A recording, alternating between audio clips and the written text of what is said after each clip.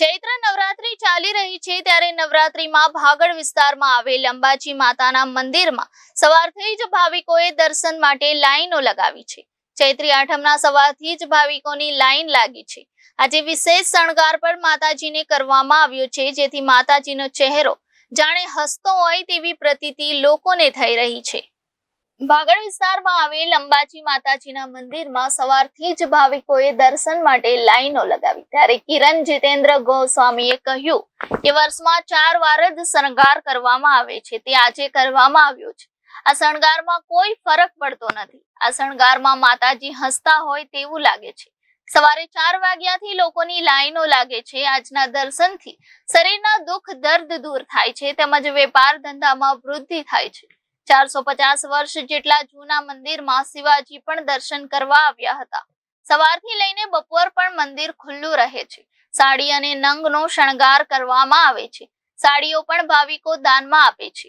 રોજે રોજ ઘટનું પૂજન પણ કરવામાં આવે છે। ઝવેરાનું પણ પૂજન થાય છે। ઝવેરાના પાણીથી ઘણાની બીમારીઓ પણ દૂર થાય છે। શહેરના અલગ અલગ વિસ્તારમાંથી દર્શન કરવા માટે લોકો ઉમટી પડ્યા હતા। કિરણ જીતેન્દ્ર ગોસ્વામી છું। આજે આઠમનો પર્વ છે, તે પ્રકારે મંદિરમાં માહોલ છે અને શણગાર કઈ પ્રકારનો માતાજીને કરેલો આજે જે શણગાર કરવામાં આવે છે તે વર્ષમાં ફક્ત 4 વાર જ કરવામાં આવે છે। માતાજીની સાલગી, બે નવરાત્ર અને બેસતું વર્ષ ને આ શણગાર વર્ષોથી અમે આજ કરતા, બાપ દાદાના વખતમાં આજ કરીએ, એટલે શણગારમાં કંઈ જ ફરક પડતો નથી, પણ આ શણગાર અમારે કરવાનો ને વર્ષમાં આ જ શણગાર અમારો ખરા નંગનો માતાજીને પહેરાવીએ ને માતાજીનો આ શણગારથી માતાજી એટલા એ દેખાય છે કે માતાજી આમ જાણે હસતો હોય ને એવું લાગે। નાના દર્શન કરવા લોકો સવારથી 4 વાગ્યાની લાઈનમાં ઊભા રહે ને અત્યારે બી તમે જો બપોર તડકામાં એટલું પબ્લિક દર્શન કરવા આવે છે।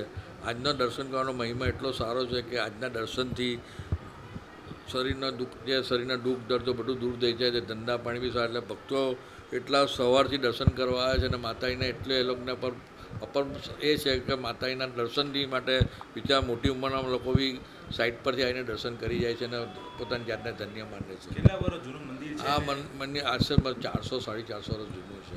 અહીંયા શિવાજી મહારાજ બી આવેલા ને દર્શન કરેલા છે ને એને માનમાં CR પાટીલ સાહેબે એમની એક પ્રતિમા અહીંયા મૂકી છે। આજને અમારા લાખેક પબ્લિક તો આવતું હશે। સવારે જે ચાલુ થાય તો બપોરે બી મંદિર આજે બંધ રાખવાના નથી, કારણ કે દરેક ભક્તોને લાઈન બહાર, એટલે બપોરે 12 થી 4 બી મંદિર ખુલ્લું રાખવાનું। ખાસ કરીને માતાજીને શેનો શણગાર કરવામાં આવે છે?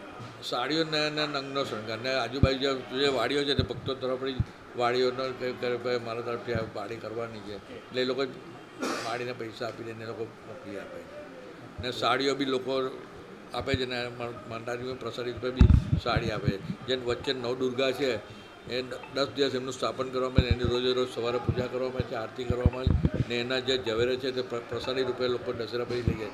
એ ઝવેરા એટલા બરકતી છે કે લોકોને ધંધા પાણી બધું સારું છે, એના માટે બી લોકો અમારા માટે દશેરા પછી ઝવેરા લેવા આવે છે ને એનું જે પાણી છે, કળશનું પાણી, તે પાણીથી ભલવાને દુઃખ દર્દ થયું, કોઈને કેન્સર બી થયું તો એનાથી બી સારું થઈ જાય। આ તો શ્રદ્ધાની વસ્તુ છે અને ઘણા સારું બી થયું છે।